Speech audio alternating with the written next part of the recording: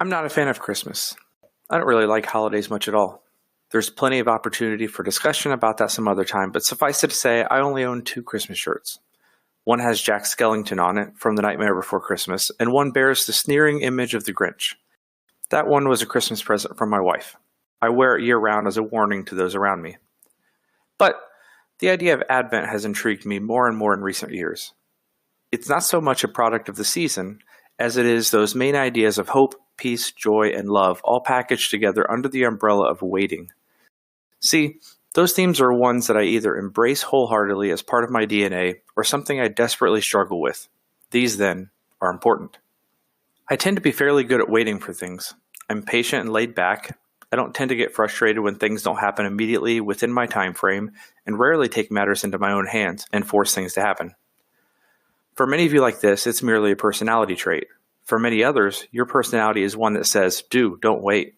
And that's not necessarily a bad thing, it's just different. We can all learn from each other. But one area in which I believe we all fail understanding what it means to truly wait is when it comes to the return of our King, Jesus Christ. Here, we tend to take up 2 different approaches. Most of us put the idea of heaven, eternal life, and the return of Jesus on the back burner. It's not really completely out of mind. I mean, who doesn't at least like the concept of heaven? But at the same time, why bother talking about it all that much? We don't really know what it's like. And when it happens, it'll happen, right?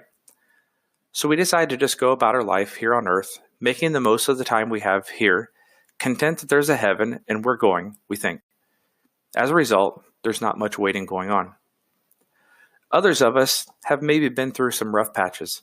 Because of the darkness and misery in this life, the return of Christ is much more in view for us, but our fixation on it can sometimes completely stymie our desire to actually do anything while we wait.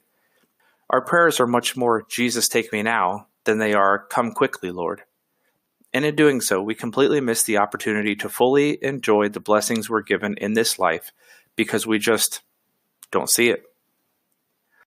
I think that the waiting of Advent sits firmly elsewhere, not quite in the middle, but in a delicate balancing act of waiting with eager expectation while still knowing there are things to do and enjoy. And I believe our inability to wait properly is absolutely tied to our inability to truly have hope, peace, joy, and love. And so I decided to set out on a journey. What I ended up doing is writing a few thoughts down about each week of Advent. In some ways, I hope to enlighten, encourage, and instruct you, the reader.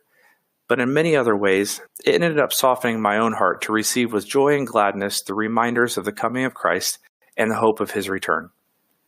If you like what you've heard so far, you can read the rest in Advent for Grinches. It's available online at Amazon.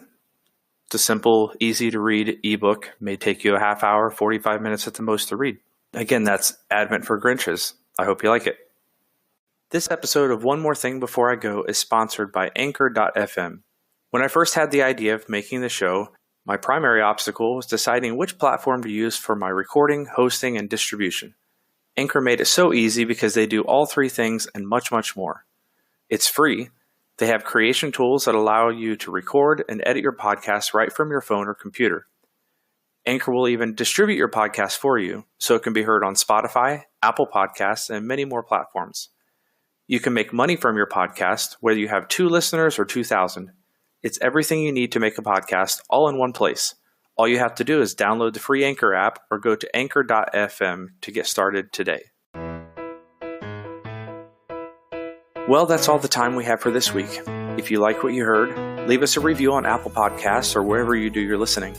You can even interact with me directly if you go to Anchor.fm/One More Thing Podcast. That's the number 1 More Thing Podcast. There you can click on a link to send a voice message. That's a great way to give feedback or let me know if you too would like to be a guest on the show. It's that easy. Special thanks goes out to BigFish_music for providing our theme music and transitions. If you like what you heard, go check him out on Instagram or Facebook. Thanks again for listening to One More Thing Before I Go. Until next time, be good to yourself and be good to others.